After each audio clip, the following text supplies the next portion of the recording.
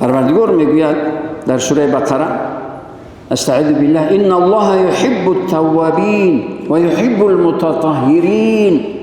پروردگار توبه کنندگان رو دوست می‌دارد، پروردگار پاکان رو دوست می‌دارد. حالا چی پاکی ظاهر باشد چی پاکی قلب و باطن باشد. توبه کننده از گناه یعنی پاکی باطن است، قلبش آرام میشد که من با پروردگارم صلح کردم، با پروردگارم آشتی کردم. گناه مثل این است که یا بی‌نمازی مثل این است که با پروردگارت قهری کردگی هستی.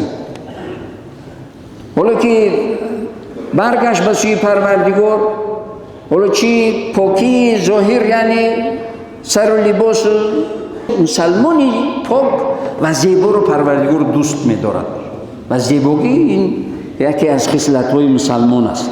پروردگار میگه که استعذ بالله فیه رجال یحبون ان یتطهروا والله یحب المطهرین. از مؤمنین اونایی میخواهند که چی باشن؟ همیشه پاک باشن، چی پاکی ظاهر چی پاکی باطن. و پروردگار پاکی رو دوست می‌دارد، پروردگار پاکان رو دوست می‌دارد. حالا اونجا گفت که توبه کنندگان رو دوست می‌دارد. توبه کنندگان یعنی چیز؟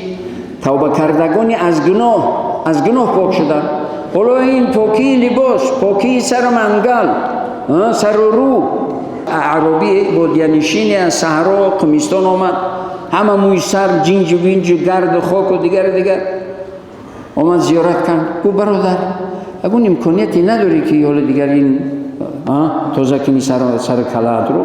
گفت دارم، خیلی رمه دارم، گله دارم، یعنی پوده دیگر زیادی دارم. و گفت چیکار میکنی؟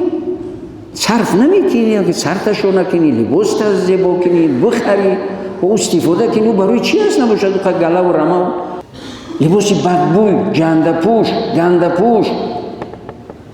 و برادر این چند هزار مالی تو چند میلیون میشود، او را گرفته برده نتوانی در جان شیرینت بخور، در جان شیرینت بپوش، بده زکاتش رو بده، به بیچاره و یتیم بده، تو اینکه پروردگار یک عزت سعادت و برکتت بدهد. او را جمع میکنی بردش نشود، چیکار میکنیش؟ گو نمیشد که سرت رو شانه کنی به ترتیب بدراری. برای میگه که پیامبر اساسا میگه کسی که موی سر مونده اکرام کند موی سرش رو. اکرام کردن یعنی چی؟ به ترتیب بدرارد، شانه کند، یعنی به ترتیب در آوردن. حتی میگوید که چیز پیامبر علیه السلام در صحیح مسلم میگوید که لا یقبل الله صلاة بغیر طهور، نماز بی طهارت قبول نمیشود. لباست بی نماز باشد، بدنت بی نماز باشد، طهارت نداشته باشی، قبول نمیکنه پروردگار. نمازی بی طهارت و نوپاکی رو پروردگار قبول نداره. حتی میگه الطهور شطر الایمان، پاکی و تازگی نصف ایمان است. میگه پاکیزگی مؤمن، تازگی مؤمن، ظاهر و باطنی برای مؤمن این نصف ایمانش است. و خصوصا عبادکاری که همیشه پیشوای ملت تاکید میکنه، در عبادکاری وطن، محل و خانه خود و کوچه خود و جای جمعیتی سهم گذاشتن، این صدقه جاریه است. ولی همه انسان میرود، لیکن اون نیکی کردگیش، اون عبادکاری کردگیش همیشه برایش میرسد، از این دنیا قطع نمیشود، از این دنیا محروم نمیماند. انسان همیشه برایش میرسد. هیچ عبادکاری، و همین خلاصه کنم موعظه رو، هیچ عبادکاری نه در دنیا نه در قبر نه در قیامت خار و زور نمی شود.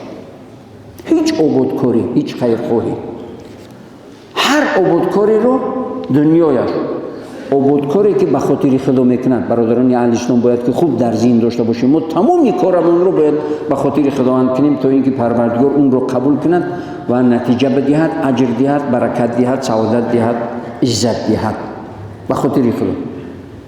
هیچ عبادکاری نه در دنیا نه در قیامت نه در قبر خور نمی شود. و هر عبادکاری رو دنیایش، زندگیش، قبرش، قیامتش آباد است و جنتش قصرها است. خداوند عزوجل همه ما رو در تمام کارهای خیر و عبادی و عبادکاری کامیاب و موفق کند.